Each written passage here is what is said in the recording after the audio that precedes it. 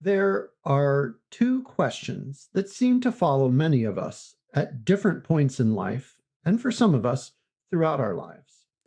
Who do I want to be? What do I want to do? When we're young, we often imagine that somewhere there is a perfect answer waiting to be discovered. If only we think hard enough, read enough books, talk to enough people, or wait long enough, we will discover it. I'm not so sure that's how life works. Instead, I certainly agree that these questions often pop up throughout our lives. However, the longer I live, I notice that they seem to change as each of us changes. They deepen as we dig deeper or push to get the answers. It could be that our task isn't to solve them once and for all, but to learn how to live with them with curiosity and as our wisdom grows. Let's begin with a simple story. Picture a recent college graduate, fortunate enough to be sitting in a coffee shop staring at two job offers. One offers security, a predictable salary, and a seemingly clear career path. The other pays less, carries more uncertainty, but is more in line with work that feels much more meaningful. Of course, friends have opinions, parents have opinions. Social media certainly has opinions. Inside, however, the graduate hears something different. One voice whispers, "Don't take unnecessary risks." Another says, "If you don't try now, you'll always wonder, and later, maybe even regret it." A third asks, "What if you disappoint everyone?" A fourth quietly wonders, "What kind of person do I hope to be or to become?" Most of us have experienced some version of that moment. We often talk as though there is only one authentic voice hidden somewhere inside us, and that voice has the answer. I'm not sure that's true. I think for most of us, there are several voices saying different things, sometimes even very different things. Hope, fear, curiosity, responsibility, comfort, adventure, love, protection. Each voice has something to say. Each deserves to be heard. Every voice gets a vote. No voice gets a veto. Now, this is the important part. It may not be a great idea to be preoccupied with today's vote. Pay attention to the general trend of the voices over time. One difficult day tells us very little. On the other hand, one exciting afternoon tells us very little. But over months or sometimes years, we may begin to notice something. Certain voices quietly gain credibility, others slowly lose influence. That trend matters, but even it may not be the answer. Think of it as information. Let's think of another person. Imagine someone saying, "I don't want to meet new people anymore." At first glance, it sounds like withdrawal, but if you were to ask them, they may say something such as, "Every time I've trusted someone, I end up getting hurt." Now we understand something more. The voice isn't merely saying, "Avoid people." It's saying something like, "Protect yourself." Protection is not an irrational value. Safety does matter. The question becomes, is safety your only value? Or do you also value connection? Notice the difference here. If my values become safety minus connection, then isolation begins to make sense. But if my values are safety and connection, the problem changes completely. Now I begin asking different questions. How can I protect myself while staying open to meaningful relationships? What would one reasonable step look like? Perhaps I don't attend a party with 50 strangers. Perhaps I have coffee with one trusted colleague. Perhaps I reconnect with one old friend. The point isn't choosing between safety and connection. The point is learning to honor both. Many of life's deepest struggles are not battles between good and bad values. They are tensions between two good values that both deserve our attention. This is where reasonableness becomes so important. Reasonableness isn't simply collecting evidence. It isn't pushing your emotions down or sweeping them under the rug. It isn't doing whatever feels comfortable.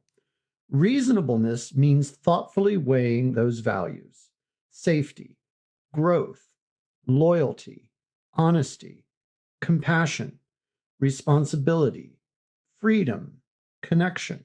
Sometimes one deserves greater weight, sometimes another does. The context or situation matters. The consequences matter. The kind of person we hope to be or become matters.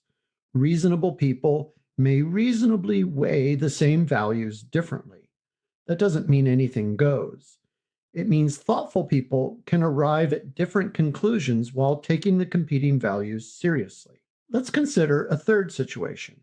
Several years ago, I found myself reflecting on a period of my own life, not because I had finally discovered who I was, but because I noticed a pattern. Again and again, I found myself drawn toward teaching, mentoring, writing, and conversations that invited people to think more deeply about their lives. Those weren't dramatic moments. Fireworks didn't light up the sky, no lightning bolt, no sudden revelation, just a quiet trend. I realized something important. The map that I pictured for my life hadn't appeared all at once. It had been drawn one thoughtful step at a time. Some roads I inherited, some I borrowed from teachers and professors. Some I confidently followed before realizing they led somewhere I no longer wanted to go. Others appeared only after I had the courage to take a small step without demanding certainty about what might happen. Looking back, the map made more sense than it ever did looking forward. Maybe that's true for many of us. So, what do we do with these two questions? Who do I want to be? What do I want to do? Perhaps we begin by listening carefully to our thoughts and feelings, listening to the voices without allowing any single voice to dominate, watching the trend without assuming the trend is automatically wise, asking what values those voices are trying to protect, reasonably weighing those values, then taking one thoughtful step, not because we're certain or having doubts is uncomfortable, but because thoughtful action teaches us something that thinking alone cannot. The step becomes part of the answer. The map of my life changes. We learn, we revise, then we ask the questions again. I used to think life was about finding the right map that will never change, that I would keep that map forever. But that is like saying I must eat once and for all. Eating isn't like that. Now I think we inherit pieces of a map, borrow pieces from others, erase roads that no longer fit, discover paths we never imagined, and gradually, almost without noticing, the map begins to resemble a life that is a bit clearer and more inviting. So perhaps you don't have to answer those two questions today. Maybe your task is something both simpler and more demanding. Be attentive to what you are thinking, feeling, and doing right now, the world around you. But don't stop there. Be curious about them. After being curious for a good while, several possible answers may appear. Be reasonable and weigh the possible outcomes of each.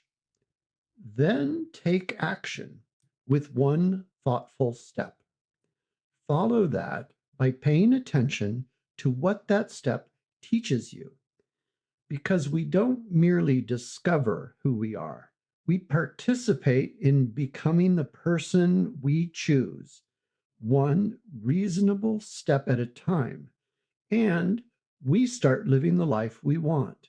I hope you noticed that I talked about the process of answering these two important questions, but I didn't pretend to have the answers for you.